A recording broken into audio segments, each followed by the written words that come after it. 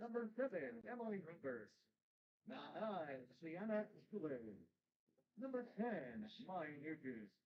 Number 15, Sophia Zubin. Number 15, Adriana Merrier. Number 17, Alex Arnold. Number 18, Kelly Fiorelli. Number 20, Amelia Dre. Number 28, Brenna Young. Head coach of River Lights FC is Charlie Bradshaw. He is assisted by Raul Alcala, Lyle Swanson, John Clark, and McGilla Bookwas.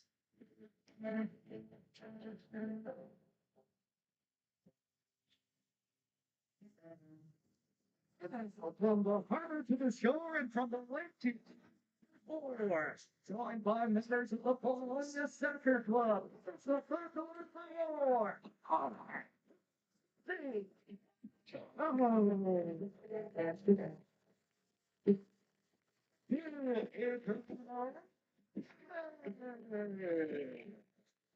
Number 6.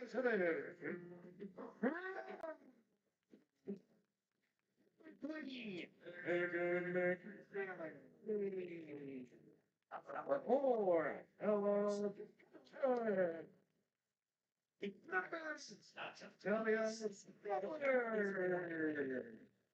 Number 10, Real. Number 12, and 15, Number 16,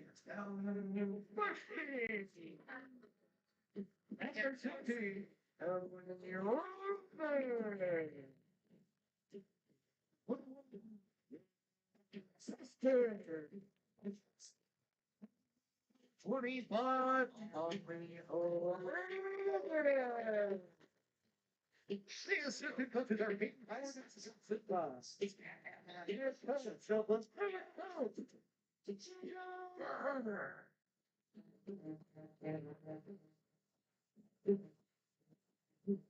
Ladies and gentlemen, if you are not already standing, please rise. And now to honor America, and it stands for as well as our freedom and all those who serve to protect it. The playing of the national anthem.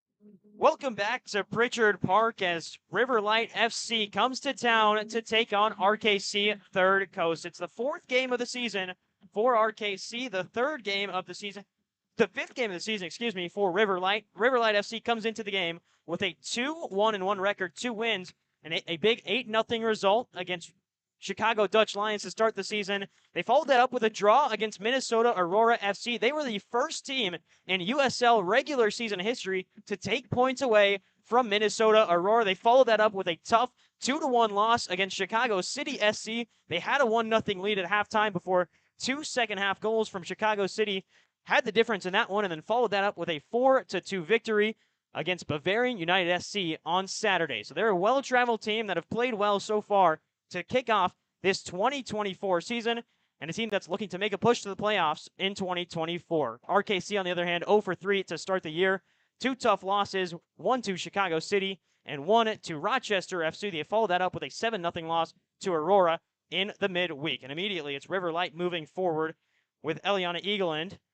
High ball in. Premack will come out to collect for RKC. Taylor Premack started a majority of the games this season. RKC still without their number 1 goalkeeper in Ella Cradaville, looking to make a return from injury later this week. I'm Arnav Pokhrel. I'm joined to the man by my right, who is Jacob Garrigues. Jacob, good to have you back here with us. I mean, how excited are you? This is a really good team in Riverlight, taking on an RKC team that's still searching for that first win. What do you think is the key to the game for RKC?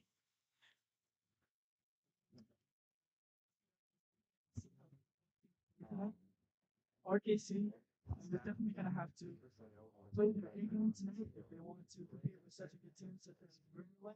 So we'll see. It'll be a very intense match. Immediately on in the early goings, we've seen Riverlight take control of possession, move the ball up the pitch. They're going to work down this left side. Ellie Redmond, the defender for RKC. She had a great game against Minnesota Aurora, even though you can't say much after a 7-0 loss. Had a goal-saving block off the goal line, I should say, to keep the scoreline as it was, as Natalia Stadler does well to find Brielle Rochester in the midfield. Rochester from UAB. She'll get it back in the midfield. Played out to Stadler. Stadler looking long to Molly O'Regan, who returns to the lineup after an absence against Minnesota Aurora. And a roll out for a goal kick for Riverlight FC. Riverlight, once again, 2-1-1 on the season. They're a team that can score well and take advantage of their opportunities.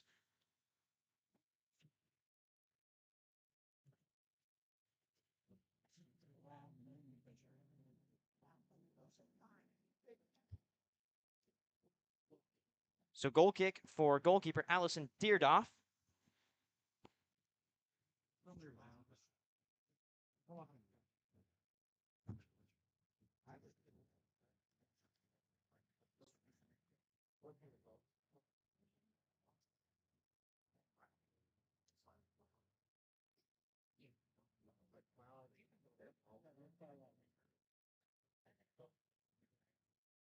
Riverlight work it to the near side and back through the middle. This is Adriana Merriam. Now advancing through the back line and into the midfield to Mackenzie Anthony. Masters collects for RKC Third Coast, the University of Houston player who's now transferring to University of Louisiana Monroe. Played it out wide and now whistle blows. It's a foul on RKC. Early goings in this one so far, Jacob. I mean, back and forth action, but we're seeing Riverlight starting to take control of this one early on and move the ball forward. What have you liked so far from the visiting side?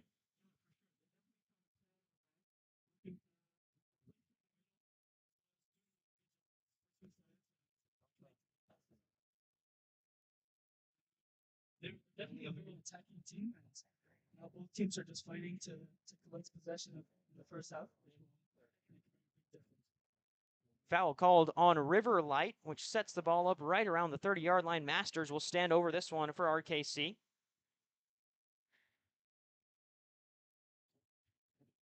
Couple of options in the box. Haley Christensen, Molly O'Regan, the two at the back post. Masters drills one into the box. It's traveling towards O'Regan. She almost got there.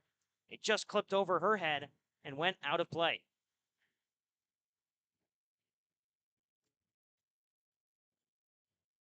Four minutes into this one, still 0-0 between the two sides, and well, it's a better start at home than last game at Pritchard Park for this W League side. They conceded early to Chicago City, but then got one back off of a corner. In the first home game of the season, it was Brielle Rochester who scored twice for RKC. There's a good ball out wide from Riverlight, but it'll run just long and out of play. It'll be a throw-in for RKC.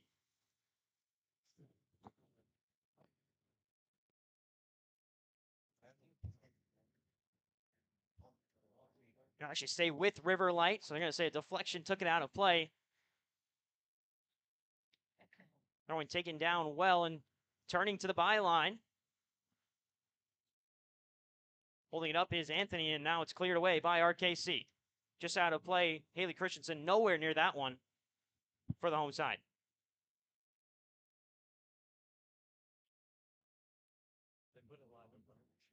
Ball bouncing around will find Maya Nugent, and that one will roll harmlessly out of play for a goal kick.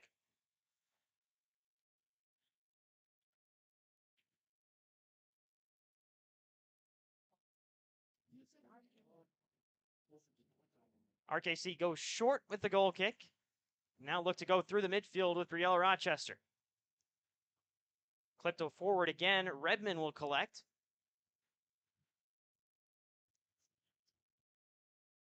Now it'll find Ella Lubarski at the back end, the Winona State freshman last season. Finds Natalia Stadler. Stadler goes long to Rochester, who clips it forward to Christensen. And Haley Christensen with space to run through. Here's a Marquette forward, lays it down to Molly O'Regan. O'Regan drives shot from distance, and it's just wide and over the crossbar. Deerdorf was off her line there, and a good shot from O'Regan. Almost got through onto a very dangerous attack.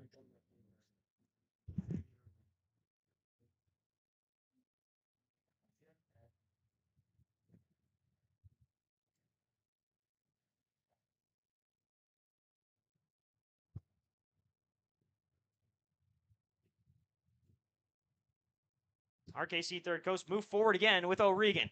Slip ball through. Christensen's running onto it. She has a touch. She goes down, sliding. Contact with Deerdorf, but it remains with Riverlight.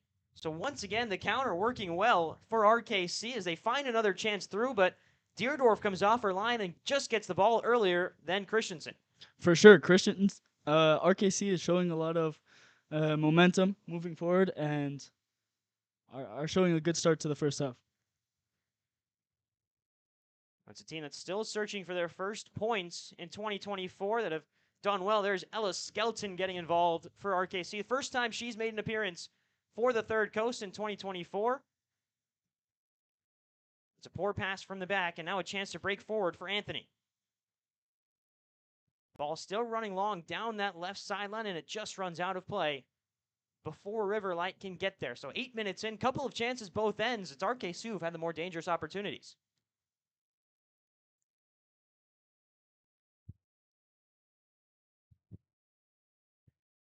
Rochester settles it on the far side through the defense. Couple of touches, and they're going to rule Riverlight ball on the far side.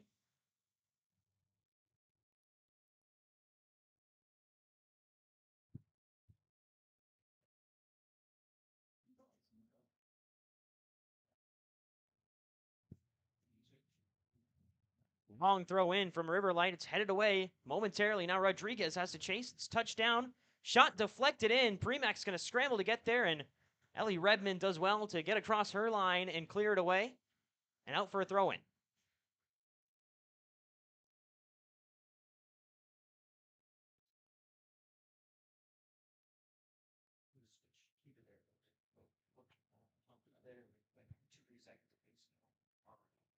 Long throw in, headed away by Masters.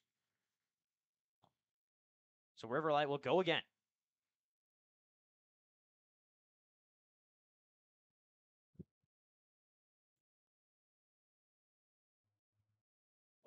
Headed in, cleared away off the line. It's going to find the back of the net.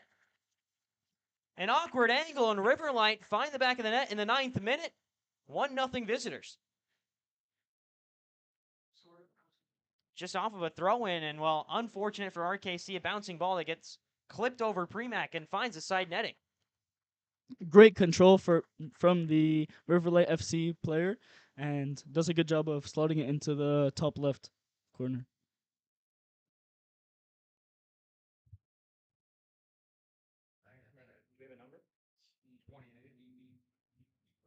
Goal scored by Brenna Young for Riverlight FC. Young, the Kennesaw State player, sophomore, who in her career for Kennesaw has scored 20 or played in 28 games, as Masters fires one over the head of Stadler on the near side. Well, Riverlight's a team that will take advantage of their opportunities as Masters goes down. Good recovery defensively from RKC. 1-0 visitors after the 9th minute goal from Young. Riverlight move through again. A chance for a header in. It's going to flash wide, and Adriano Rodriguez touches it out of play.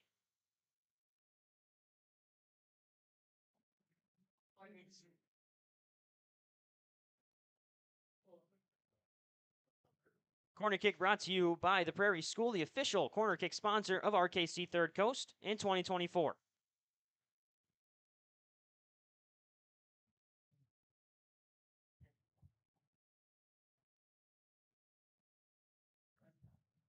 Corner driven low. Premack will come across, and it's cleared away off the front post by Adriano Rodriguez. Well, Jacob, this is almost a carbon copy of the first game we saw against Chicago City here at home.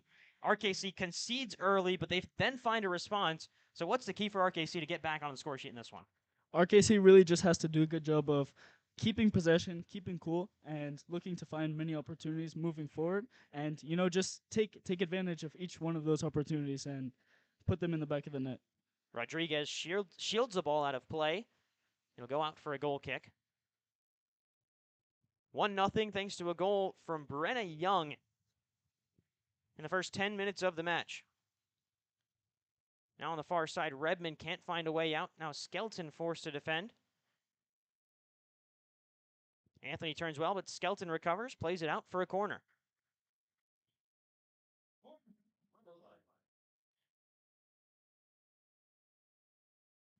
Corner kick brought to you by the Prairie School, the official corner kick sponsor of RKC Third Coast in 2024. It's taken short by Riverlight. Body's moving around in the box for the visitors. Touchdown to the near sideline, driven over the head of Premack, and it's in the back of the net. So the corner taken short goes over everybody and finds the top right corner. It's 2-0 Riverlight.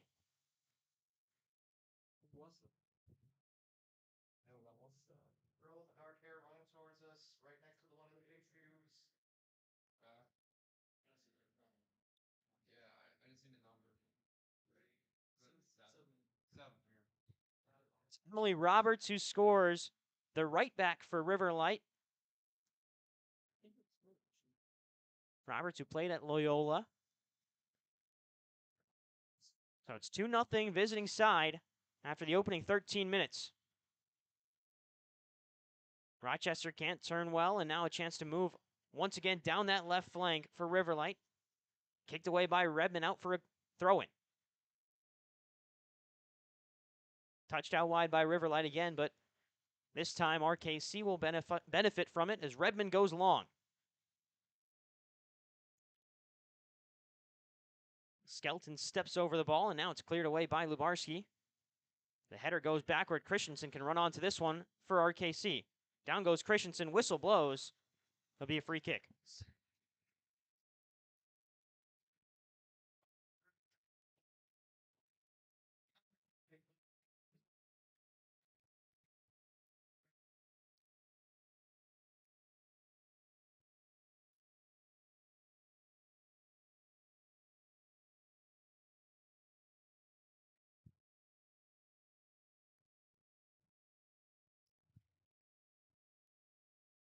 2 goals early on from River Light FC. The difference in this one. It's a great touchdown from Eagleland. And now it's going to find Premack at the back end. She'll roll it out. Finds Redmond on the far side. Redmond goes long, looking for Molly O'Regan. Good touch from the UWM forward. O'Regan working backwards now. Will have to lay it off to Lebarski.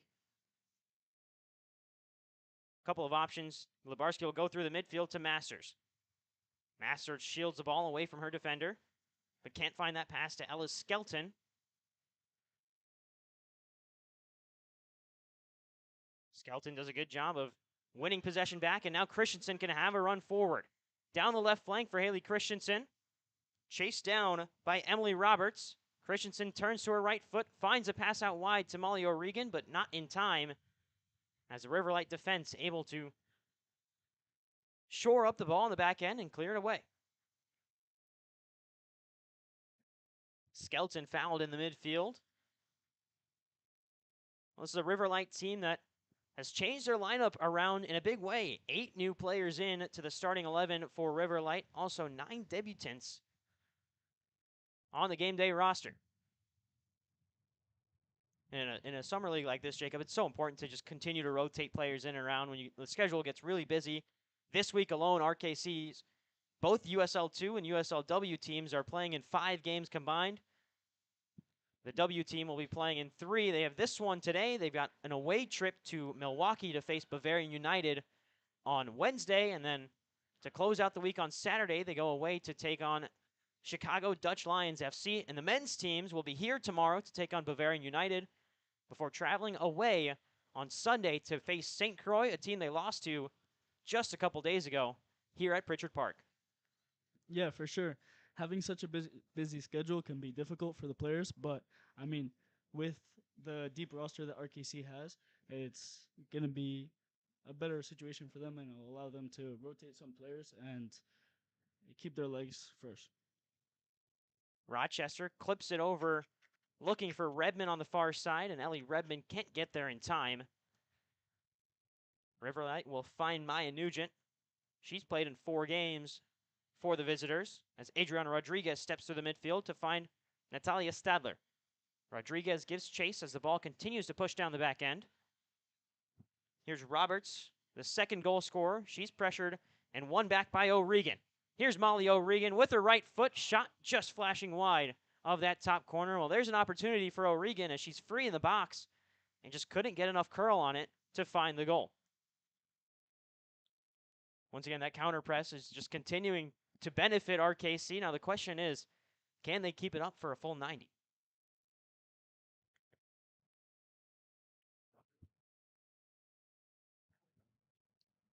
Here's Allison Deardoff, the goalkeeper. Goes to college at Loyola alongside many of her Riverlight teammates. As there's a chance through, Premack will come out and clear it away. Now Stadler battling with Emily Roberts. Stadler chests it back to Rodriguez, who clears it away, and it'll find Molly O'Regan. O'Regan touches it back to Masters, who's dispossessed on the back end.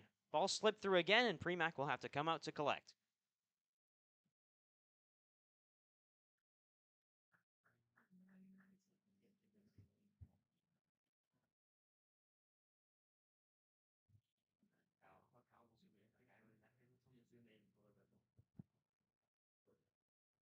Premack lets the ball fly forward. It finds O'Regan, who touches it down to Rochester. Rochester across the field of play to Rodriguez. Now Rodriguez bursts down the left side. Finds Christensen in space. Christensen out to Rochester. Rochester has it poked away, but Riverlight clears it away to Eagleland. Eagleland finds a pass in the midfield. Now Riverlight moving with a little bit of speed out wide. Redmond steps in and intercepts. Redmond, the UWM defender, runs up the right side and looks for a pass ahead to Molly O'Regan. Couldn't find it. Out of play. Throw in for the visitors. 2-0 after 2 quick-fire goals from Riverlight. 1 in the 9th minute, 1 in the 12th minute. River Light's no stranger to scoring goals. They scored 8 against Chicago Dutch Lions to start the season off. Scored 4 in their most recent victory against Bavarian United SC on Saturday. Masters back to Lebarski. Taken away by Eaglin. Skelton does a good job to win possession back for RKC. The ball just pushed upfield, and all the way back to Deerdorf.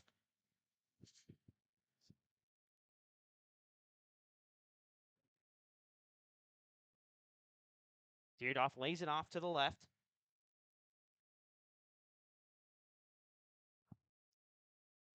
Now it finds Alex Arnold, but she turns it over. Christensen steps through. No call from the referee after Christensen went through contact, and it's a chance to move forward for Adriana Maria. Back to Arnold.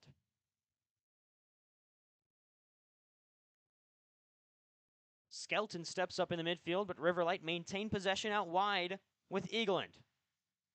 Eagleland chops to her right, has a wide open shot at goal, saved away by Premack. Great piece of skill by Eaglin. It's a good move down the right flank.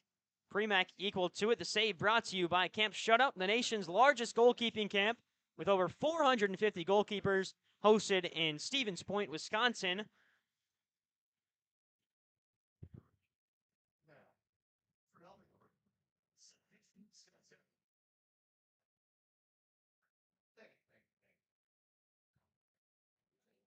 Looks like Premack didn't get a touch on it, so it is a goal kick. But save or no save, we do thank our save sponsor, Camp Shutout. As Arnold wins it back in the midfield for River Light. Masters steps through, finds a pass up to Christensen. Christensen with the turn, cuts it back to her left foot, looking for Stadler, couldn't find her.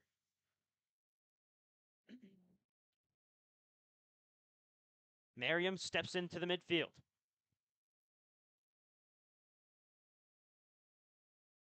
Pass out wide, runs just out of play for River Light.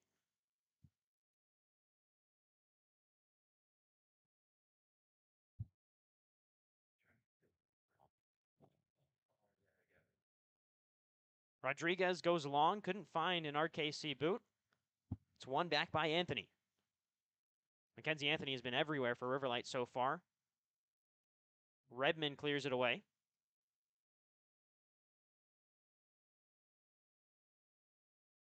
There's Anthony again. Quick 1-2 opportunity for River Light goes away as Masters can't find the touch. O'Regan, defended by Arnold, and O'Regan comes away with it to Stadler in the midfield. Stadler looking for Rochester, who's got speed, and she's got the ball at her right foot. Brielle Rochester turns down the byline, looks for the pass in, and Deerdorf there to collect for River Light.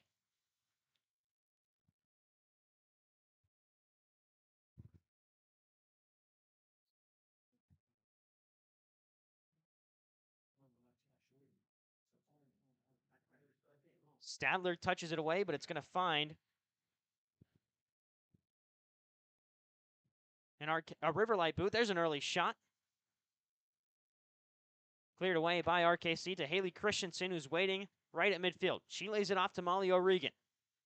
O'Regan's got Rochester to her right, Christensen to her left. She'll lay it off to Rochester. Rochester dispossessed at the back end. Only 4 players forward for RKC.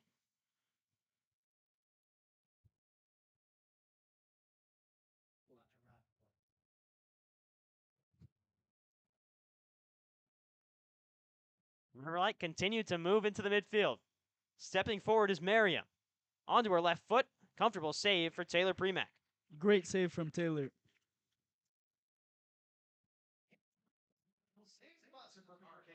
Save brought to you by Camp Shutout, the official save sponsor of RKC Third Coast, the world's largest goalkeeping camp, hosted by Stan Anderson in Stevens Point, Wisconsin. 450 goalkeepers, all housed in nearby hotels. As that Foul is called right at midfield and a chance to move forward for RKC.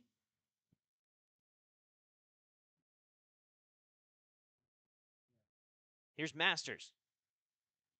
Couple of options. She'll lay it off to Redmond to her right. Redmond works the byline. Looking forward to Rochester. Couldn't find her. Deardoff clears it away with her left foot. Arcing away, and Skelton does well to bring it down. Here's Ella Skelton driving through the midfield, looking for Molly O'Regan. She was offside anyway. But play doesn't stop, so it'll continue on for Riverlight.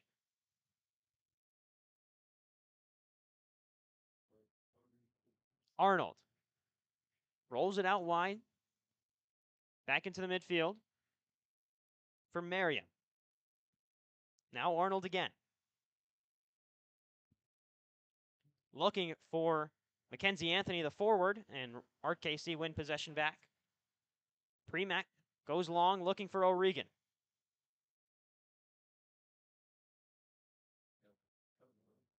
Here's Anthony again. Dispossessed by Labarski.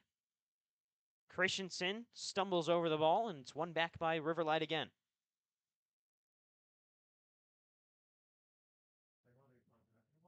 All called on RKC. Free kick on the far side for Riverlight. 25 minutes in, 2 first half goals from Riverlight, 1 in the 10th minute, 1 in the 12th minute. The difference in this one.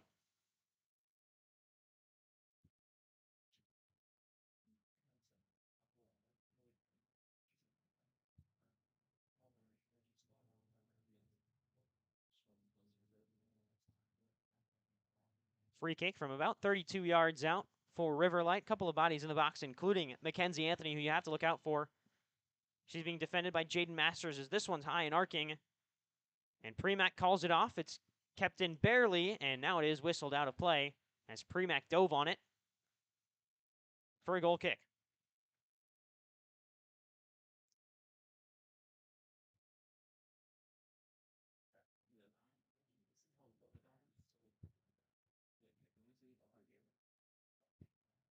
Redmond on the far side. She cuts past one, cuts past another. There goes Ellie Redmond, lays it off in the midfield to Jaden Masters, who's got space on the left side, and will find Adriana Rodriguez. Rodriguez's pass is cut out by Riverlight. Labarski gives chase and clears it out of play, but good work out of the back from RKC. For sure, that was a good piece of individual skill by the right back for RKC, and moments like that really show the talent that RKC have in their defensive line as well as in their midfield. Shot easily saved by Premack, as it's another save brought to you by Camp Shutout, the official safe sponsor of RKC Third Coast, and the world's largest goalkeeping camp, Camp Shutout. Learn more about Camp Shutout at campshutout.com. Here's Rochester in the back end. Over to Labarski. She clears it forward to O'Regan. O'Regan holds on to possession, finds Skelton. Ella Skelton out wide to Rodriguez. Up ahead to Stadler, the UW Lacrosse midfielder. Stadler still maintains possession. Now she's dispossessed. And Emily Roberts will throw it in long, looking for Anthony again. Stadler with possession for RKC. Finds Rochester. Great touch from Brielle Rochester. Now Haley Christensen with it. Christensen finds Skelton. Now moving forward, here's Masters. Masters shoved off the ball. Foul called. And Masters will take the free kick in quickly and lay it off to Megan McNeely. McNeely, who's played a good bit of game at the outside back position, but also played against Minnesota Aurora as a center back. She's deployed as a center back today. As Arnold with a nice back heel flick to find her midfield partner, but this one cut out by Rochester. Over to Christensen. Onto her left foot, shot deflected away, and Deardoff can collect.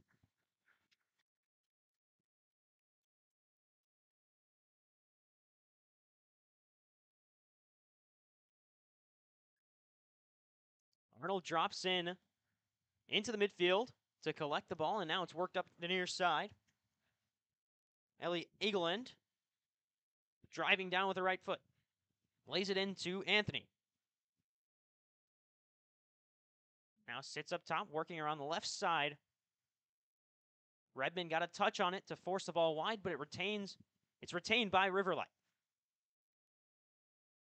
Far side cross comes in. It's headed away by Masters. Labarski steps in, gets a touch just away from her own net, and Labarski again will have to clear it. Christensen runs onto it. Here's space for Haley Christensen. Sliding pass over to O'Regan. Here's Molly O'Regan. Out to her left, but she's outpaced, but it'll find Rochester. Brielle Rochester back to her right foot, now to her left. Will lay it off to Molly O'Regan. First time cross in over the head of Christensen and back into the hands of Deerdoff.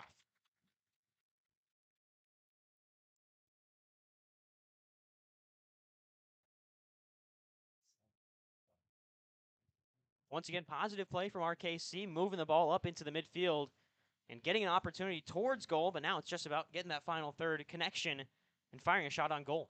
For sure, RKC has a very strong front line, and they work very hard, keeping on pushing and keeping on working to break the River Lights defense, and it's just a matter of time before they get more opportunities and they make more chances from them.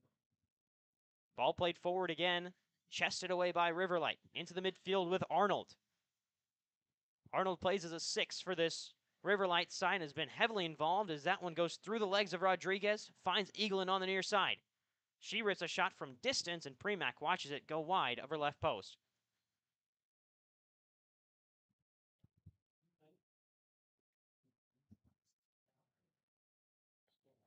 Half an hour in, it's 2-0 Riverlight thanks to goals early on in this one, in the 9th minute and the 12th minute.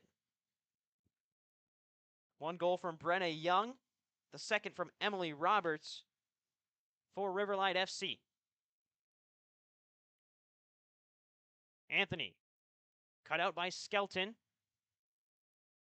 She's tackled in the penalty box, and Riverlight win possession back. Skelton recovers. Arnold steps forward. Plays it out wide to Eagleland.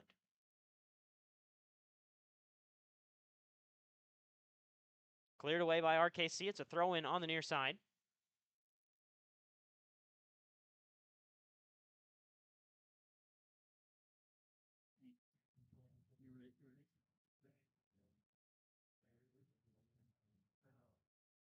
It's a throw-in for Riverlight near side. Long throw flicked on, and now cleared away by RKC.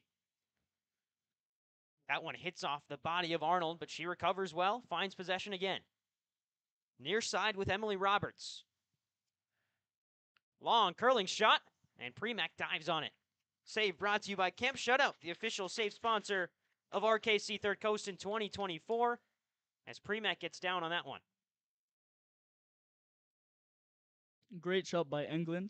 She did a good job of cutting in and having a bit of 1v1 with her defender and then shooting from pretty far out. Good piece of individual skill. Ball advances through the mid.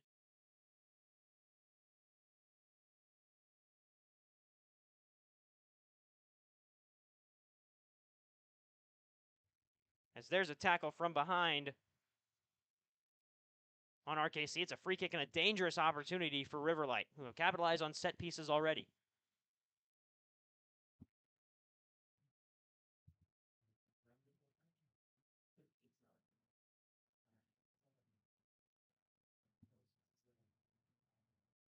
Looks like Merriam standing over this one for RKC, for Riverlight, excuse me.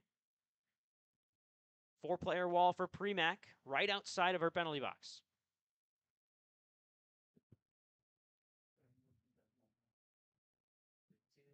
Flipped over everybody, and Premack will watch it go out of play.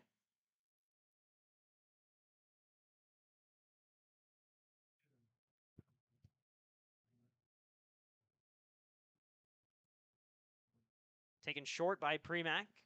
35 minutes into this one. Still 2-0 Riverlight. And again, a turnover. It'll find Anthony. Good stand from Skelton to win possession back.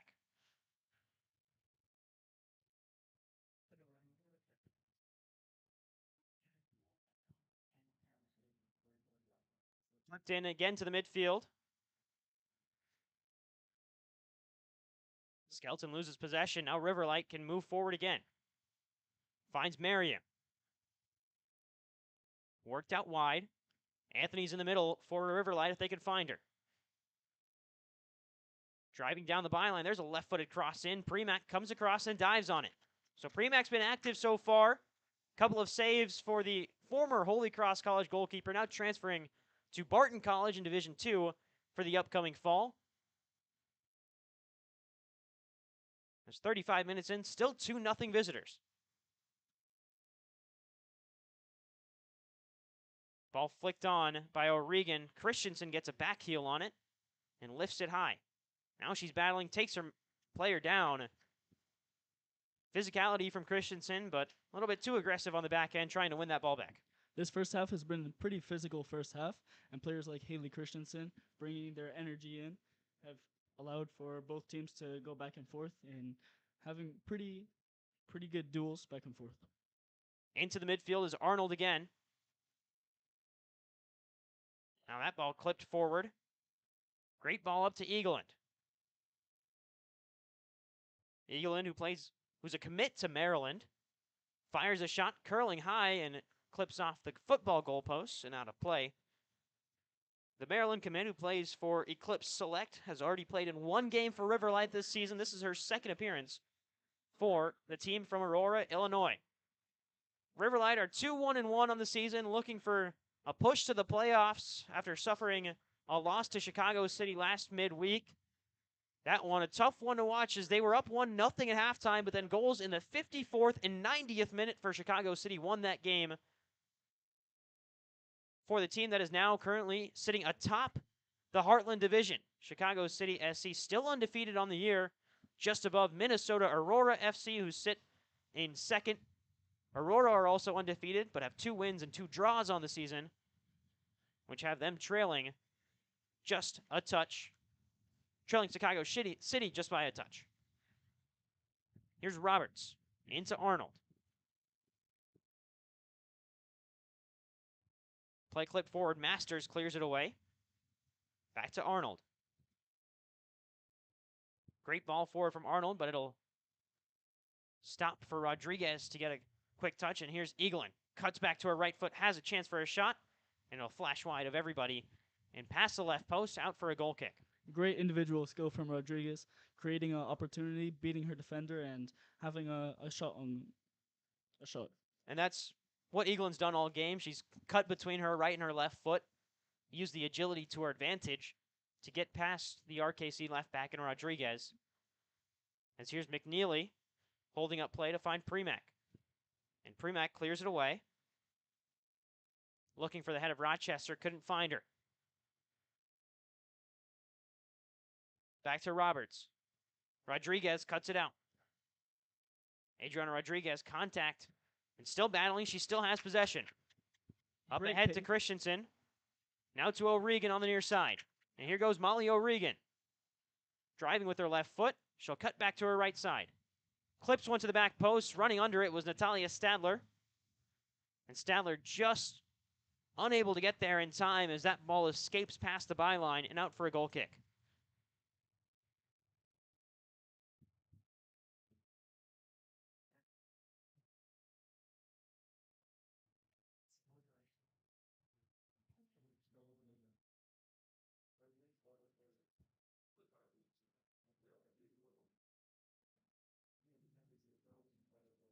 Off will take her goal kick long. Redmond was under it, couldn't get to it. Moving forward, here's Anthony. Tracking back is Redmond, and she does well to win possession. Great work from Ellie Redmond at the back end. Now she'll play it forward to Christensen. Christensen loses possession. Riverlight move forward again. Here's Arnold. The Western Michigan Bronco will pass it to the back line. And now to the near side with Roberts. Roberts, who has a goal today for Riverlight, gets a return pass and drives into the midfield. Lays it off to Maria. There's a shot from distance. And it's wide of everybody.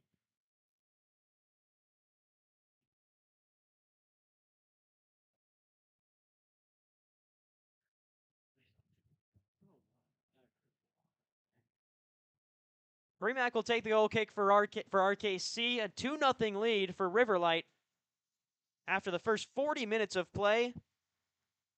Thanks to Brenna Young and Emily Roberts. As the goal kick from Premack is driven low, looking for Rochester. Goes over her head to Christensen. Christensen held up on the near side. Whistle blows for a foul. Tonight's Polonia night here at Pritchard Park at halftime and at the pregame ceremonies. We honor one of the youth clubs in the Milwaukee area in Polonia SC.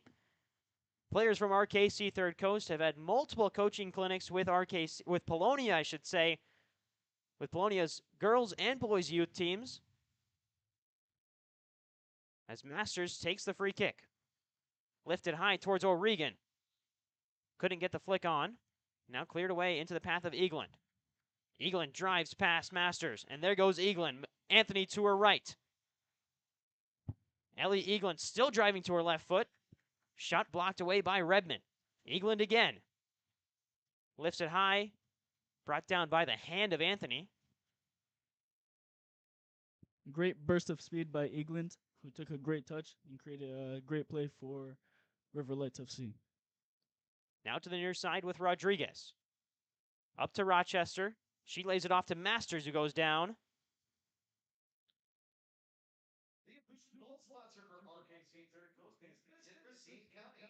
Masters will take the free kick.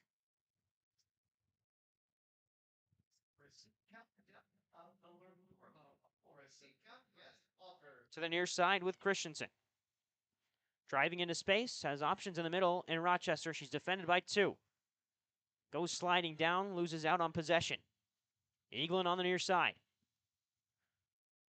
Drives past Masters, finds a pass to Anthony in the midfield. Anthony, the captain for Riverlight. Plays her collegiate soccer at Michigan State, was a grad transfer there after a couple of years at Baylor University.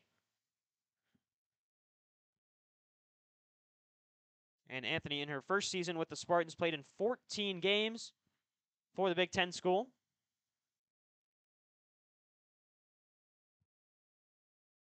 Stadler loses out on possession in the midfield. Skelton wins it back for RKC. Now Stadler with a little bit of space to her left. Looking for the pass up ahead to Molly O'Regan, couldn't find her. Masters will hold on to it, lay it off for Stadler.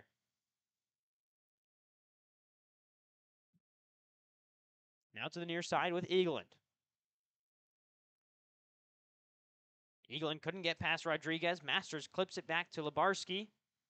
Now Rochester can head it forward. Roberts in again for the Riverlight. Finds Anthony. Laid off to her left in Maya Nugent. Long distance shot. Top right corner. What a finish from Riverlight, and it's 3-0. What a goal. The pass from Anthony into the midfield.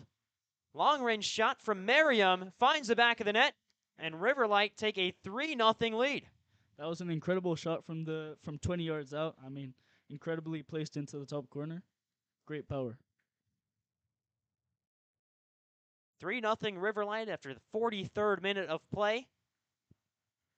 And if you're Premack, nothing you can do about that one. Top right corner. And Riverlight lead by 3.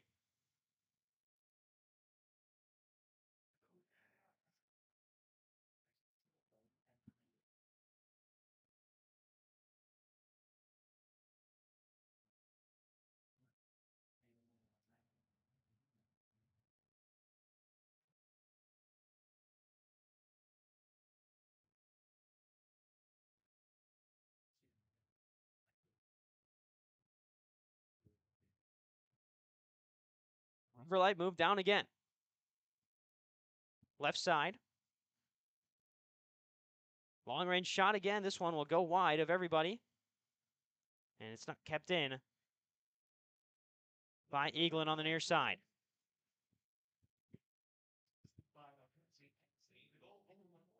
So officially it's a goal for Adriana Merriam, assisted by Mackenzie Anthony, number 4 for Riverlight, who's been involved all over the pitch today for the visiting side, as Redmond fires one forward.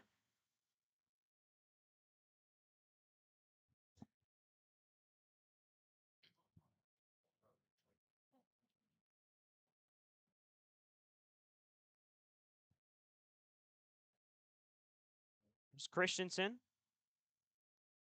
Can't find anything offensively, and Arnold will take it to the back end.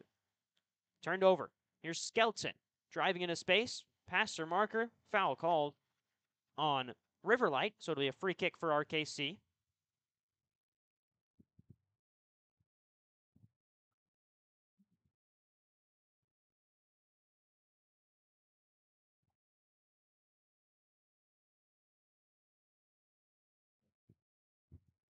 Standing over this one is Haley Christensen, forward from Marquette University. She scored 2 goals in RKC's first away game at Rochester. A game that RKC led at halftime 2-1 before eventually falling 3-2. Christensen from distance fires well over everybody and up into the balcony.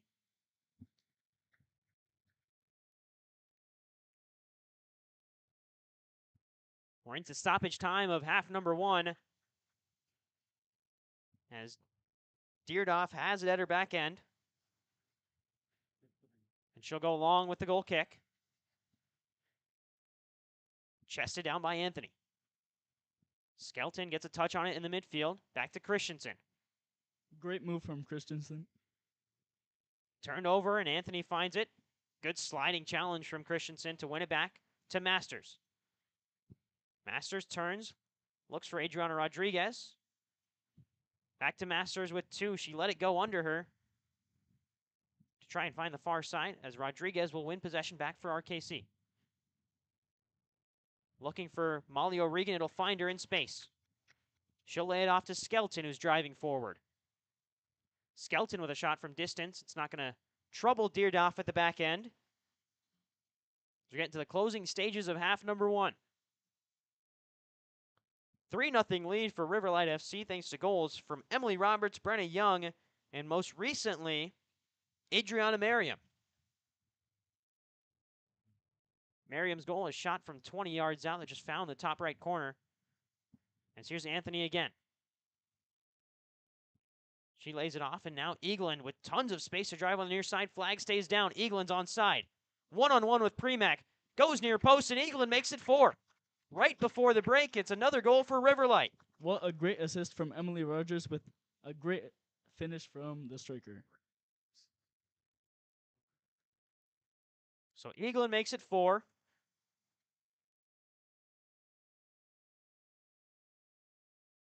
That'll most likely be the last offensive play before halftime is called.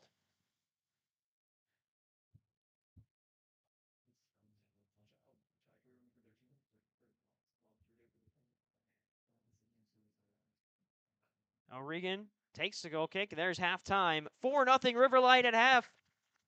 4 goals, 4 different goal scorers for the visitors, and RKC with a mountain to climb in half number 2. We'll step aside for halftime. When we're back, it's second half action from Pritchard Park. I'm Arnav Pokhrel, joined by Jake Garrigues. You're watching RKC Third Coast on the RKC Third Coast YouTube channel. Stay tuned for more after the break.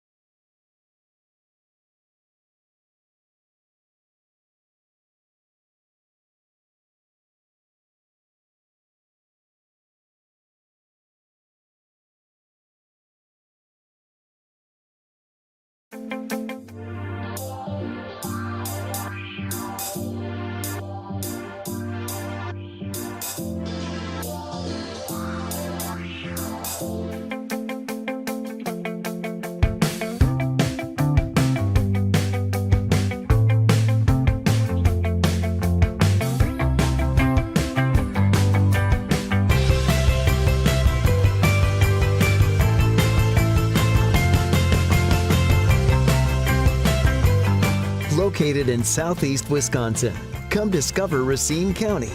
Plan your visit today at visitracinecounty.com.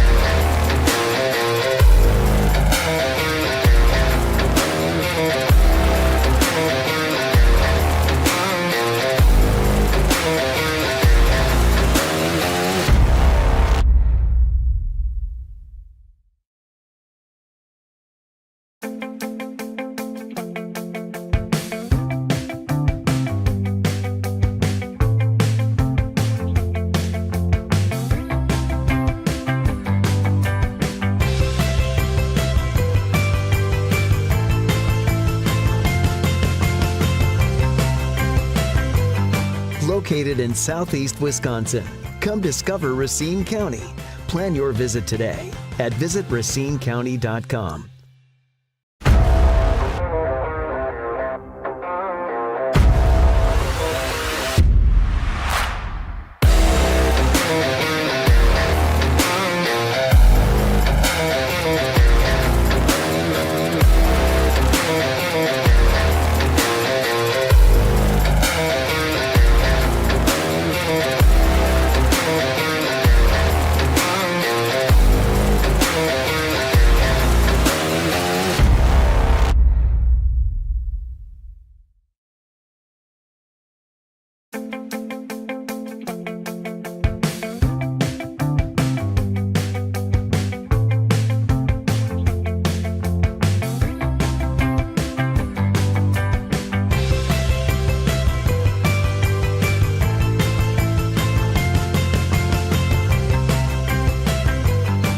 Located in southeast Wisconsin, come discover Racine County.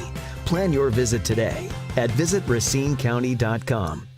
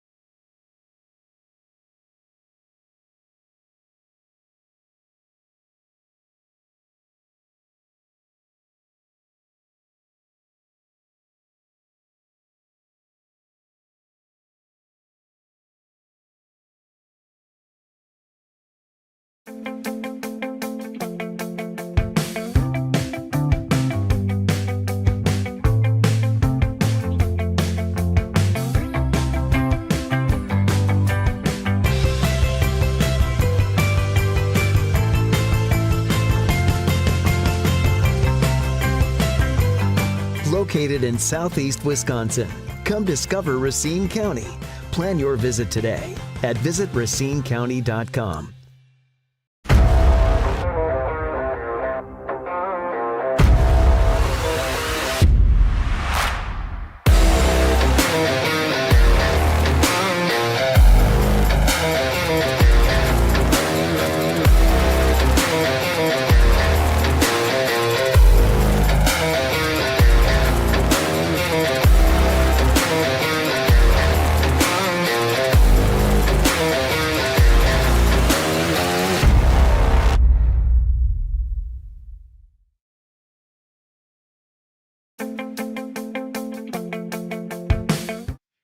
Welcome back after halftime. It's 4-0. Riverlight lead RKC Third Coast. I'm Arnav Pokhrel. We've made a halftime substitution. Jaden Strumeyer beside me. Jaden, good to have you on. Good to be here. First half, 4-0. If you're Coach John Burke at halftime, what's your message to this team? Yeah, I think it's tough because it's easy for the players to walk into the locker room and drop their heads. But, just from coach trying to ramp them back up, we still have 45 minutes left to play. So see if they could get one and go from there, start chipping away little by little. But it's not going to be an easy task. Riverlight has played some good football the first 45 minutes. The last home game, they were down 4-1 at halftime to Chicago City. They were able to win the second half, 1-0. The final score was 4-2. It's still a loss in the score sheet, but a positive second half that they were able to take away from that. You think that's a goal again here, is just win this second half, try and play some good football and attack a little bit faster? Yeah, that's it. Just take the small things from the game. Obviously, there's a big season ahead, so just take the positives from this. Obviously, it was not the best first half from RKC, but if they could take something from this half, it'll give them good momentum going into their next game. Change in net for RKC Third Coast. Out goes Taylor Premack after giving up 4 in the first half. In comes Micah Smith from Millikan College to step in for the final 45. It's a change that's happened all season long. Since the game against Rochester, Micah Smith stepped in, played 45 against Rochester, 45 against Minnesota Aurora, and is now ready for 45 against Riverlight. It's going to be the visitors kicking things off to start the second half. Couple of changes for both sides, and we'll get through those. The big one, like we said, Micah Smith comes in, but also on the other side, Elisa Aguilar comes in for Riverlight. Off goes Alex Arnold. So a new defensive midfielder for the visitors. And immediately Riverlight look to go forward. Ball played over the top is out of play on the far side. And RKC will throw it in on the left.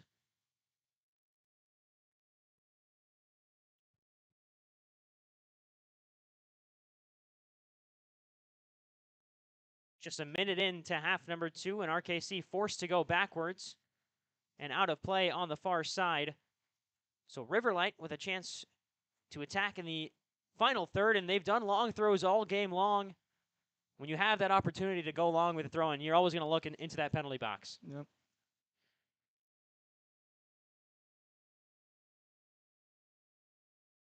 There's a long throw again from Riverlight, headed away by RKC. Clipped forward and out of play again. So 4-0 to the visitors. 4 different goal scorers for RKC as well. Riverlight FC earn a corner kick, brought to you by the Prairie School, the official corner kick sponsor of RKC Third Coast in 2024. Jaden, you're no stranger to these. You scored in one in RKC's home opener, as there's a good ball lifted in, but it's right into the hands of Micah Smith.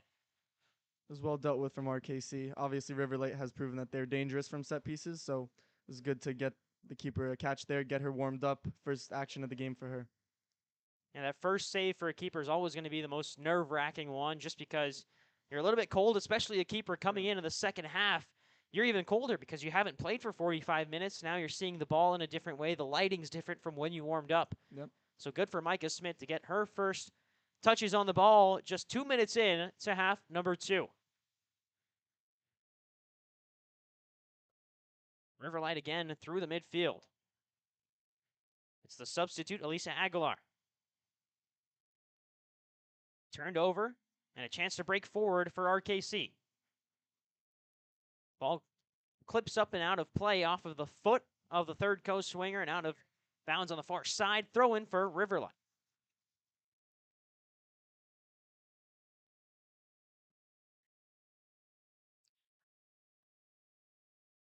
Ball's flicked on by Riverlight, tapped back. And now it'll find Ellie Redmond on the near side. Redmond looking for Skelton, will find her, but Alice Skelton runs into a wall of Riverlight players and a chance to break forward on the near side for Riverlight. Working down the wing. Now back to the left foot. Cross comes in. It's well over everybody and out of play. Shielding it out. Oh, it's kept in well. Riverlight did well to keep that ball in. RKC recovers defensively. And now we'll move through the midfield. It's up to Brielle Rochester, whose touch takes the ball away from her. Now forward goes Callie Chiarelli.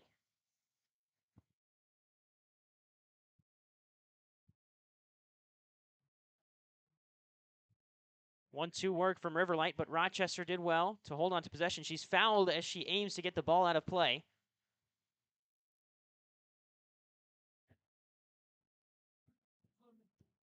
So it'll be a free kick for RKC. Well, first couple of minutes in half number 2, Jaden, it's a little bit calmer than we saw the first half start. We also have another substitution in for RKC. Kylie Mahoney steps into the midfield for Jaden Masters. As there's Mahoney to Rochester. All the way up to Molly O'Regan. O'Regan clips it back. Rochester trying to bring it down, and it skips away from her. O'Regan applying pressure. This one, Rochester can run onto it. Dealt with well at the back end. Amalia Dre, first time we've said her name all game. It feels like it's been a lot of attacking for Riverlight, and it has been. They've scored 4 in the first half. Took a 4-0 lead into halftime. Rodriguez will clear this one away towards Haley Christensen. Christensen through contact to Mahoney. Good hold-up play there from Christensen. Now a chance to break forward for Molly O'Regan. Her touch back to Christensen, just took the ball away from her. And now Stadler dispossessed on the far side, forced to recover. Here go Riverlight down the right flank. Shot from distance well over Micah Smith in net and out of play. Goal kick upcoming for RKC. Well, the chances are there, and like you said, the hold-up play has been working well for RKC, whether it's Christensen, whether it's O'Regan. Yeah. Just got to find that connecting pass now if you're RKC on the near side. Yeah, and I think Riverlight is doing a good job at that, preventing that ball into O'Regan and Christensen, because they know that those are the two dangerous pieces that RKC really has up front.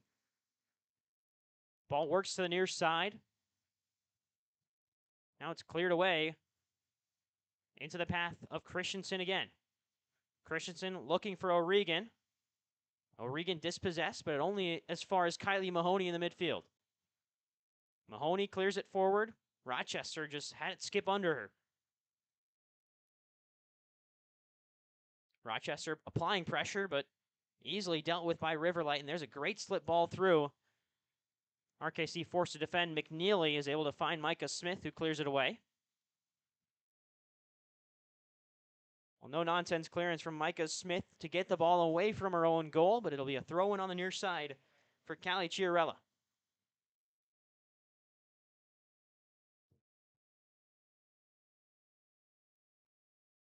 Good feet there from number 10 of Riverlight. Maya Nugent. Nugent looking for the return pass, but Rochester stepped in. Still with the visitors, now on the near side.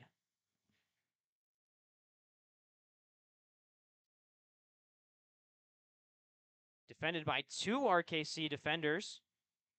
Still with Riverlight. Now Rochester steps in. Her clearance can't find Skelton. As Skelton applying pressure, there's a curling shot, and it's saved by Micah Smith. That save brought to you by Camp Shutout, the official safe sponsor of RKC Third Coast in 2024. For more information, visit campshutout.com, the nation's largest goalkeeping camp.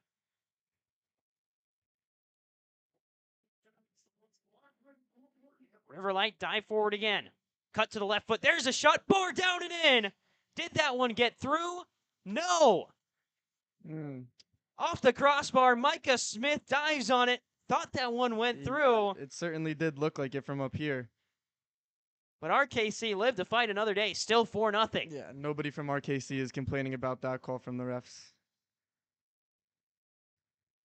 Here's a return pass to O'Regan, who's running with some speed. Riverlight defense doing a good job of recovering. Even when Riverlight throws numbers forward, its back four has been really solid for the visitors. Whether it's O'Regan running at them, whether it's Christensen running at them, it feels like they've been up to the challenge every single time. Absolutely. O'Regan, back to Redmond. Good feed inside. It's a great turn from Christensen. Here's Christensen running to her left. Will cut back to her right. Rolls it in. Here's O'Regan. First time shot saved by Deardoff. Well, that was an opportunity, and it looked like O'Regan had tons of time. Probably the best chance of the night there for RKC. And I think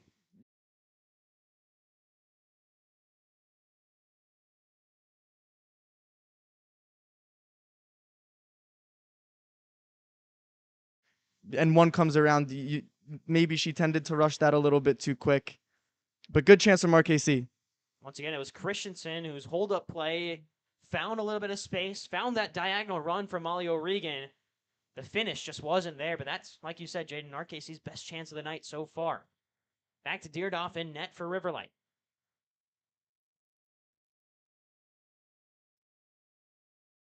Pass out wide for the visitors. Cut out well by RKC. Here's Christensen again. Her touch a little high. She's battling back for it. Sliding tackle well behind the play, but it'll find Skelton. Out to Rochester. Pulls it back to Mahoney. Kylie Mahoney of Eastern Illinois University was subbed on at halftime in place of Jaden Masters. Turnover from RKC, and Riverlight moved the other way.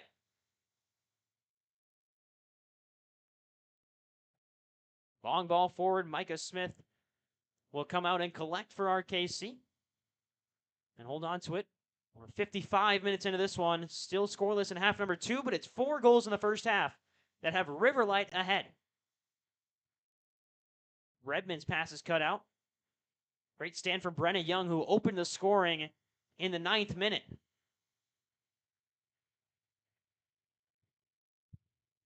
Contact off of Riverlight and out of play. It'll be a throw-in for RKC on the far sideline. Well, we're 10 minutes into this second half, Jaden. I mean, play seems to have slowed down. Do you think it's just fatigue, or do you think this is RKC trying to slow things down a little bit, maybe play a little bit more possession in the midfield? Yeah, I think it's a little bit of both. I think from RKC, just getting out to a better start this half than they did the last half, but also Riverlight knowing that they're 4-0 up at this point in the game, so they're not in any need to push for any goals. Just keep everything in front of them, continue to pressure, continue to force RKC into making mistakes, and see if they could pick up another goal or two in the second half. It's laid off back into the midfield. Maya Nugent slips the ball through. Right-footed shot deflected away by RKC, still with Riverlight in the attacking phase. Another shot blocked by RKC, but once again, Riverlight continuing to pressure forward. Now it's an outlet pass to O'Regan, whose touch is just long and out of play. Riverlight will regain possession with Aguilar. Redmond steps in, reads that ball well, and she's able to hold on to possession. Great work from Ellie Redmond, the outside back for RKC. Yeah, although RKC has conceded 4 tonight, Redmond has been a bright spot in the back line of RKC. Rochester giving chase. It'll find Maya Nugent. Still working across. RKC shifting to the left. Cross comes in. Touched away momentarily by Redmond, but it's still in play. Rolling shot. Micah Smith covers up. That save brought to you by Camp Shutout, the official save sponsor of RKC Third Coast in 2024.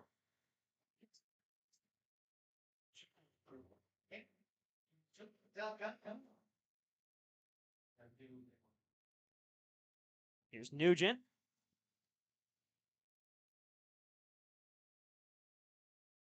Maya Nugent, who's committed to Minnesota in 2029.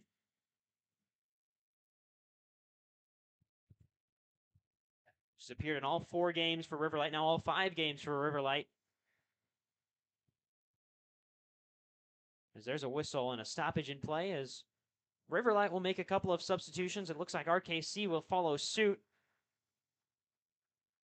3 subs for Riverlight, 2 for RKC Third Coast. We'll wait to get numbers on those as soon as we can.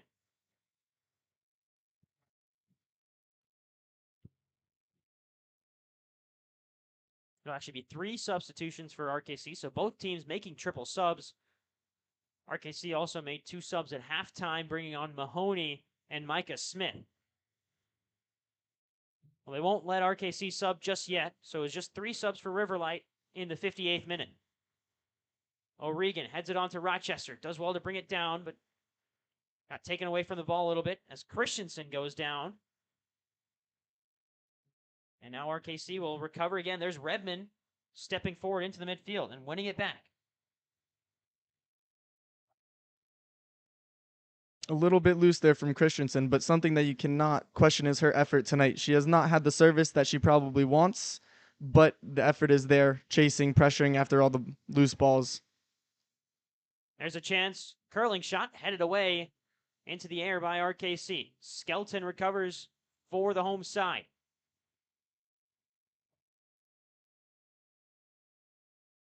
Taken back. Here's Ella Lamb freshly on for Riverlight. There's Christensen again. Here is Haley Christensen with her left foot, shot from distance. It's not going to test, steered off. That's not a bad shot in that situation. She's the lone forward there, feeling pressure from behind, but with a goalkeeper like Deerdoff, you're going to have to do a lot better to even challenge her a little bit. Yeah. But it's a shot on goal for RKC nonetheless. Deerdoff will roll it out. We're in the 60th minute of play here at Pritchard Park, still 4-0. RKC Third Coast trailing to Riverlight FC, a new expansion club in 2024 in USL League 2 and USL W League. As there's a great ball through, it's headed across the face of goal, and Micah Smith covers up for the home side.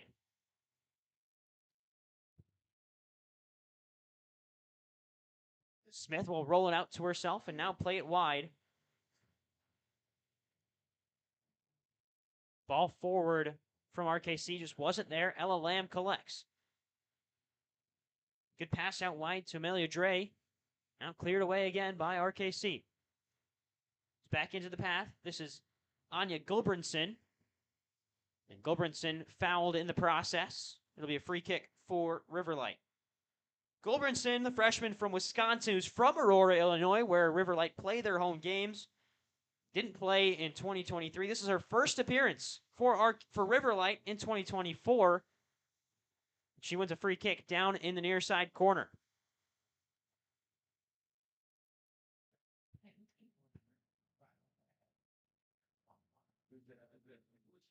On for RKC, third coast, Elizabeth Lundberg and Sophia King.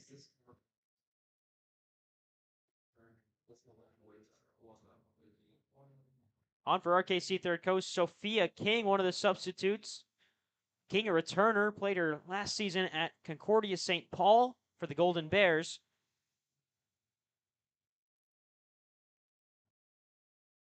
Here's the free kick in from Riverlight. It'll bounce in the box and eventually just roll harmlessly out of play. No one touched it. Oh no, there is a deflection off of it, so it will be a corner kick for Riverlight.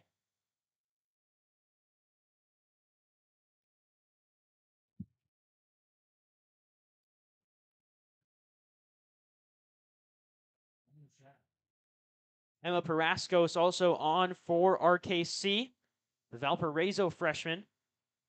As there's the corner in, back post, acrobatic effort from Riverlight, but it's well wide of everybody.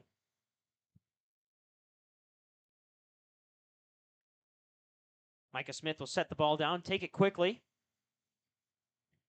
Ball rolled up ahead to Sophia King, the substitute. Looking to go quickly, hits off the hand of a Riverlight defender. Skelton stands over it. Ball was rolling as she kicked it, so they'll retake this free kick at the back end. It was a great pass ahead to find Parascos from Skelton, just a little bit too ambitious. And now she'll leave it for Lizzie Hanstead, the junior from UW Lacrosse.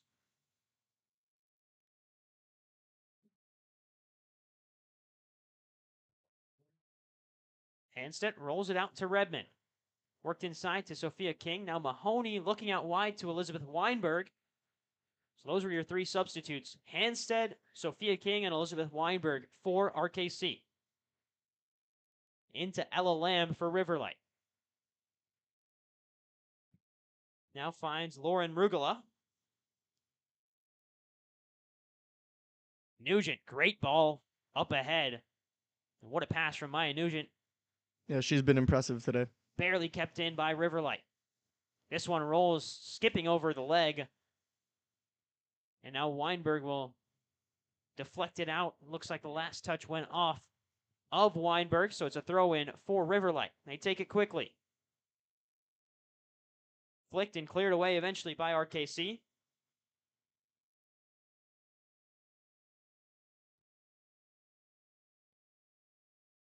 Here's Sophia King. King's been active early on. Paige Barrett also in for the home side. She comes in up top for Molly O'Regan.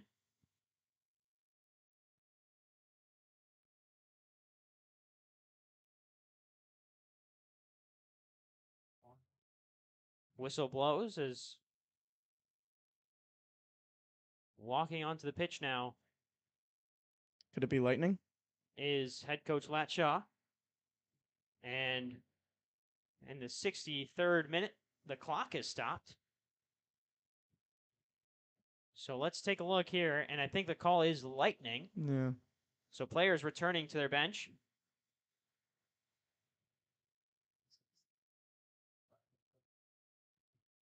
Something about USLW, USL2, and Lightning delays, certainly from my time playing. It's always happening. It always happens. Georgia, you're in FC Motown. Yep.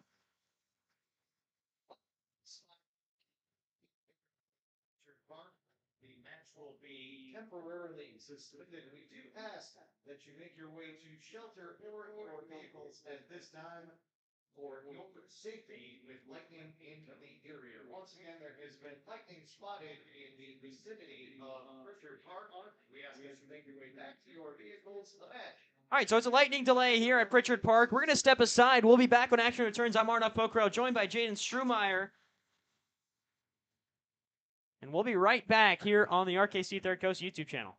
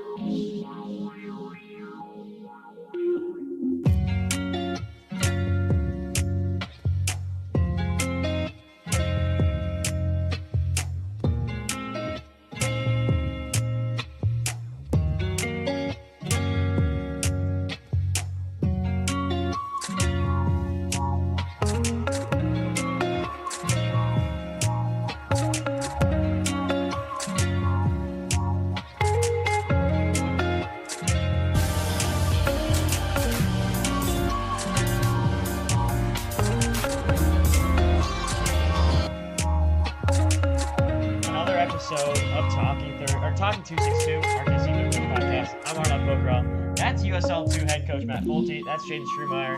Guys, great to have you on. I'll give you a quick second if you guys want to introduce yourself. Matt, we'll start with you. Yeah, absolutely. Thanks for having us. We really appreciate it. Just excited to get here, finally meet the team. I was a little late. I had other engagements. I was over in England for a little bit, but excited to get here and work with the boys. They've had a good first week. Yeah, so I'm Jaden Strumeyer. Yeah, like Coach said, thank you for having us on. Yeah, first week of training, finally in the books now, so really happy with the way it's gone, and excited to dive into the preview for this week. Perfect. Match week 1 just happened last week for our women's team, so we're going to run through that division and a couple of men's games as well. We started last Sunday with Bavarian United, a 2-0 victory over Rochester. Chicago Dutch Lions lost 8-0 to River Light. Chicago City SC beat RKC Third Coast. That was last Sunday, 4-2. And then in the midweek, we had a Wednesday game. Rochester FC losing away to Chicago City 5-1. And then on Thursday, another 8-0 defeat for Chicago Dutch Lions. Minnesota Aurora FC was the opponent. And then right now, there's a game going on as we speak between Minnesota Aurora FC and River Light FC. And that actually reminds me to pull it up. We'll try and keep a live update on that game. That's going to be two teams that are really good in the Heartland division for women's. And our last week predictions, I had this game as a draw. Carson had this as a River Light win. For the men's division last week, we had a Bavarian United SC late victory over Minneapolis City, 1-0 last Saturday. St. Croix lost to Rochester 2-1 last Saturday as well. And then we get to the midweek, it was a 3-0 victory for St. Croix over Minneapolis City, a 4-1 victory for Bavarian over Rochester. And then tomorrow, we've got our RKC Third Coast USL 2 men's home opener. I mean, guys, first home game, first USL 2 game of the season. Jaden, I mean, how excited are you just to have that get underway? Oh, no, I mean, I'm pumped. I mean, this is my third year playing USL 2 and my third team in the league. So I've played for a couple different teams in my career for the summer. But this, first day, opening day, it always keeps the same excitement. And Matt, for you, I mean, how exciting is it to finally get that first game under your belt on Saturday? It's great. You talk about it all spring and you think it's never going to come, and now it's tomorrow. So it's awesome. And the boys are ready. I was really pleased with how they came in. For even this first week, everybody's pretty fit, pretty sharp, and so I'm excited to see it translate on the field. Perfect. And we'll do our opponent previews. We're going to start with Rochester in the USL 2 side for tomorrow. We talked about this last week a little bit as well, but I mean, they're a team that last year finished 5th, won a couple of games, lost a couple of games. They return a couple of key players. Their leading goal scorer is back, Jake Parrish. He's a midfielder or a winger. And then they return a couple of key defenders as well. Geoffroy Letienne is back. He's a tall French center back. But also they had a lot of changes. They lost their goalkeeper. 11 games started for Kieran Brown last year. He's now with Reading United AC, so they had to bring in a couple of other goalkeepers to back him up. And we'll talk more about Rochester in our divisional preview as well. But then it's another game against Rochester on Sunday for our women's side against Rochester FC. That one is away in Rochester. So that one kicks off at 4 p.m. Rochester's 0-2 on the season on the women's side. A 2-0 loss at home to Bavarian and a 5-1 loss to Chicago City. Their lone goal this season was scored by Ida Kardovic, who was a starter at Creighton University. They've got a couple of other key signings coming in. Emily Murphy from Green Bay. Putri Sazali comes in from Oakland University and the Singapore national team. They return Ana Ricarte Pacheco, who's their leading goal scorer, and Emma Knack, who is their goalkeeper. So a lot of returners, a lot of good new pieces for Rochester as they look for their first win of the season. They'll take on RKC on Sunday for the women's side. After tomorrow, we've got all a trip to Minneapolis in the midweek against Minneapolis City SC.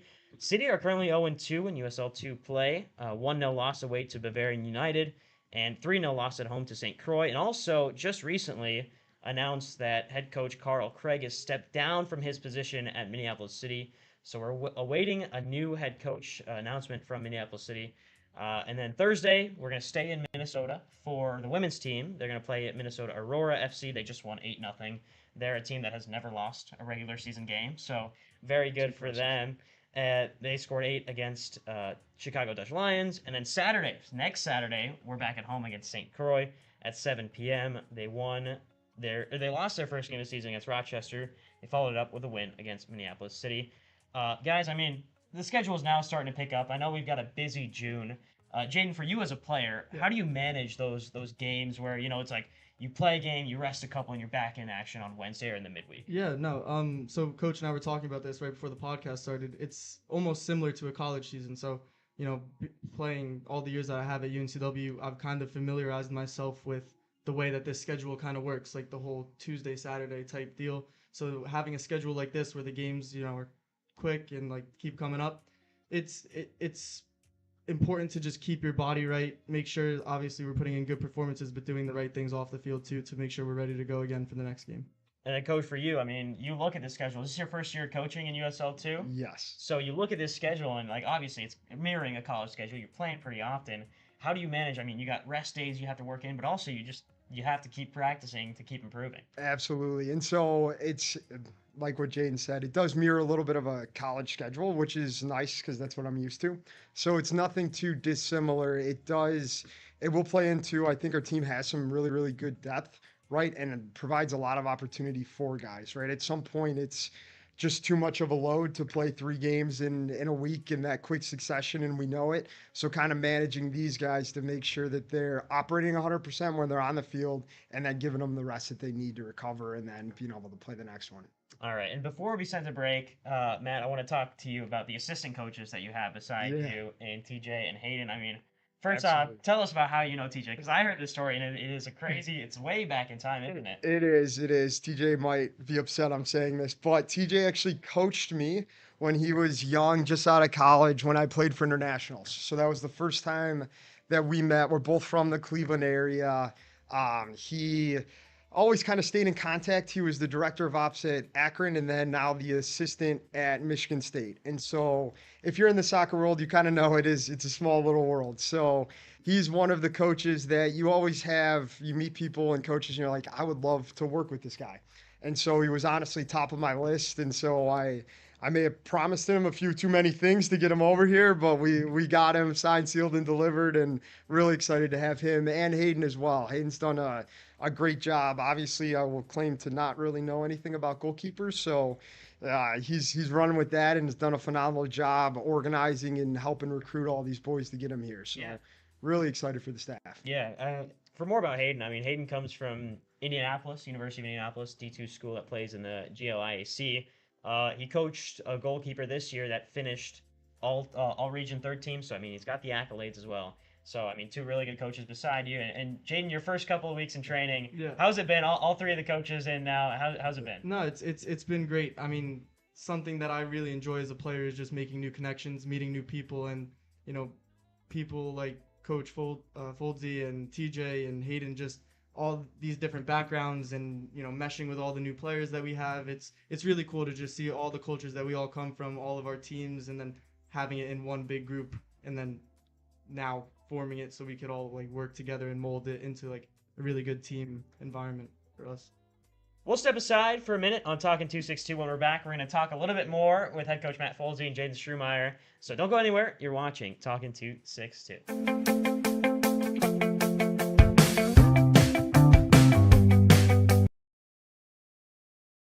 But first off, how'd you get into playing? Yeah, that's what, just always loved it. Always played as a little kid. My dad actually was a wrestler in high school and college, and a pretty good one, I hate to admit it.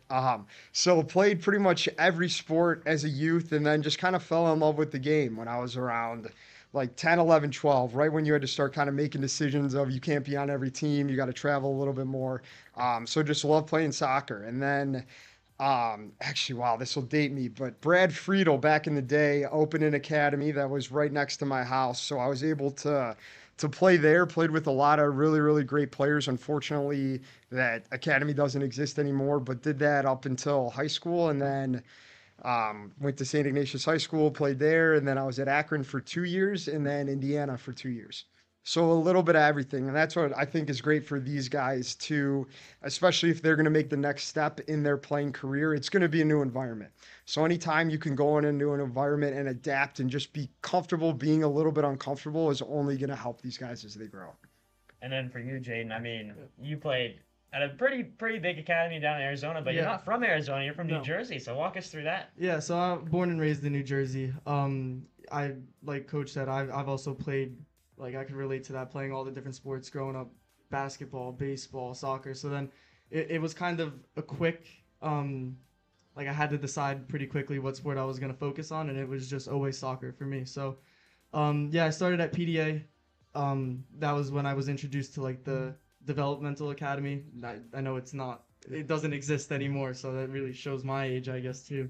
But yeah, the DA, that's where I was introduced to it. Played on some really, really good teams at PDA. Really good players that I still am in contact with, coaches as well.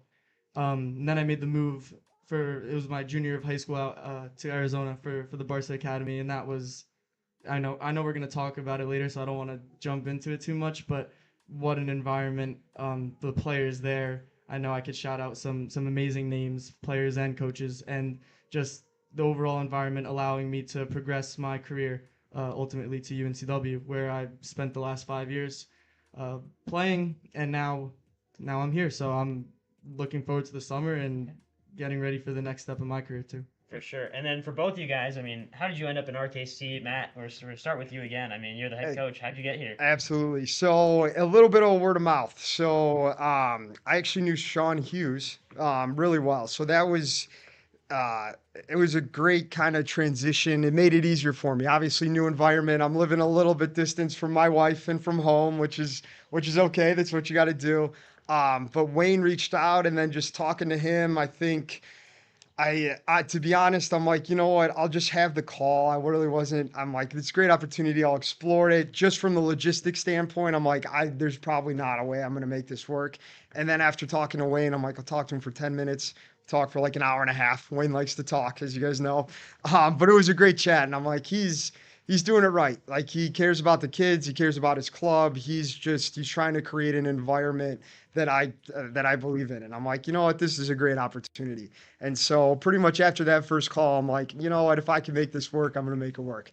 And now I'm here. So I'm excited. And Jaden, for you, I mean, you mentioned a couple years of USL 2 experience. Yeah. Here for year number 3. What's that like? I am. So yeah, I mean, finding RKC, I when it was time to like coming towards the summer and it was time for the USL 2 season, I knew that I wanted to play. I just didn't know where. And from New Jersey, I always like had my eyes on FC Motown, and unfortunately it just didn't work out this year. But fortunately for me, I ended up finding RKC. A reason for that was just I have my connections at PDA, the East Coast. Barca was the West Coast, but I had nothing in like the Midwest, and I wanted to experience something new. So I was just looking through the teams, found RKC, did a little bit of research, got in touch with Hayden, learned more about the club, and then from there it was an easy decision for me. So I'm really happy to be here. You mentioned wanting to get to know the Midwest. Now that you've been here for a couple of weeks, what are your thoughts? Just never leaving. I don't know about Just that. never leaving. I don't know if I would go to say that, but it's definitely different. I don't know. Like, what can I shout out? Like Quick Trip. Like, I just shout out Quick Trip. That's something new. And the cheese, like the cheese. I just had cheese curds for the first time. Oh, really? Well, yeah, it was an interesting experience. There you go. So yeah. Was it Culver's? No, well, I had them from Culver's before, but I had like the ones where I've been taught that they like squeak and stuff. You gotta leave them out, all that stuff. Yeah. So like, There you go. I'm learning a little bit as we go. That's good to know. Matt, for you, Yeah. you play at IU, you graduate. Yeah. What was your first introduction into the coaching side of things? Yeah, so that's a great question. I actually, after I was done playing, I just needed a little break. I think mentally, sometimes, and even these kids, Jane's a little bit older, so he can understand it probably a little bit more. But you're so engulfed with it for your entire life. That's kind of all you're focusing on. Obviously, you're a student athlete, going to school, you're doing that bit as well. But I just needed a little break. So I ended up going to Boston, worked for Oracle, a tech sales company. Did that job, kind of realized, really quickly realized sitting behind a desk and doing sales wasn't necessarily for me. It was a great job. It's a great company. Nothing wrong there. Just wasn't for me. So then I started just kind of tiptoeing my way around of getting back in. Knew that I kind of wanted to get my graduate degree. So I'm like, maybe I could tie them together. And so I ended up going to Lewis University, being the graduate assistant who plays in the same league as Hayden coaches in. UND plays Lewis all the time. And I loved it. So it was a great little scenario of just two coaches. So Evan Feifel's the head coach there. I was the assistant, and he kind of let me hit the ground running.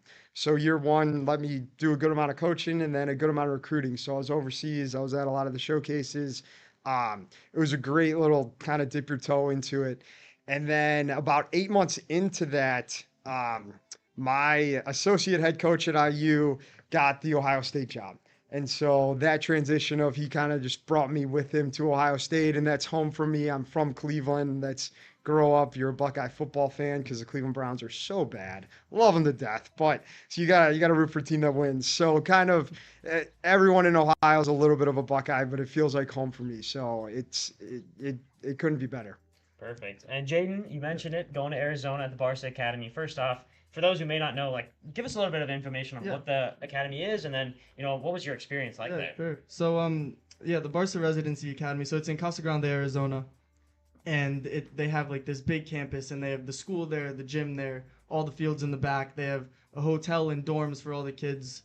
So when I first got there, it was a eye-opening for me because I was 15, 16 years old, moving across the entire country to follow a dream. So I will say the environment, the kids that are there, like, one thing that helped me the most all the time was that knowing that everyone was there for the same things. Like, obviously we were student athletes, but at times it felt like we were athlete students. Like, you love soccer so much, you love the game so much, and you put everything into it.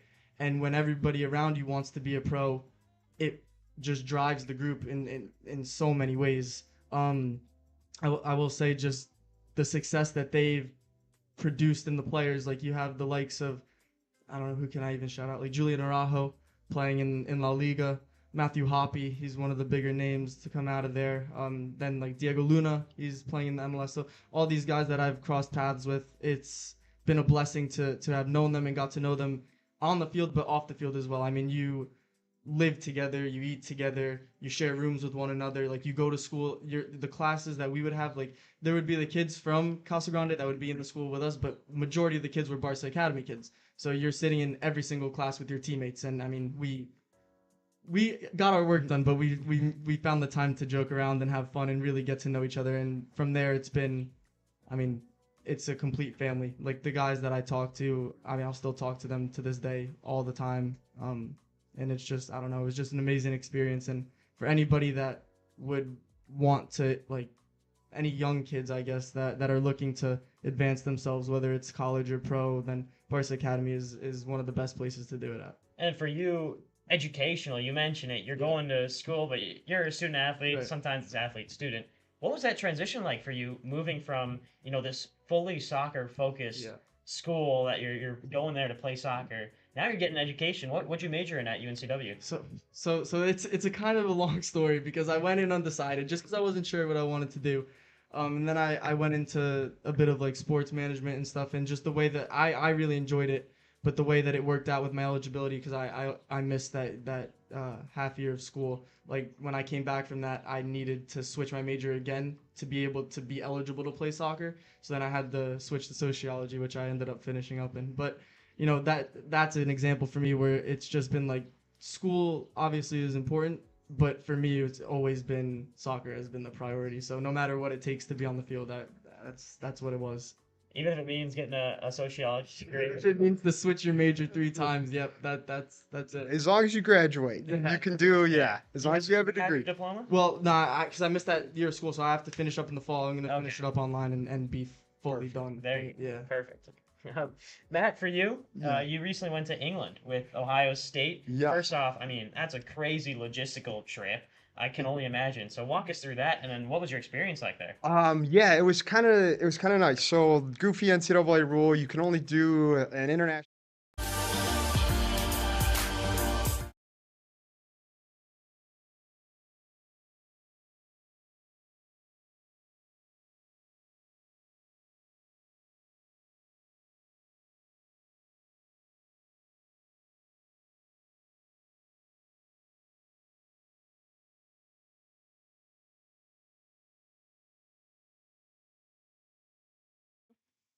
Well, that'll be it from here at Pritchard Park. We officially have a lightning delay that ends the game in the 64th minute of play. 4-0 Riverlight, your final from Wisconsin. Once again, I'm Arnav Pokhrel. I'm joined by Jaden Strumeyer to my right. And Jaden, with the game called at 4-0, what positives can you take away from RKC? Riverlight really dominated front to back in this one. Yeah, they did. I think the second half, though, from RKC, there are some things to take away. They created some good chances, obviously, even thinking back to that O'Regan chance, could have definitely walked away with a goal. But, they take what they can take.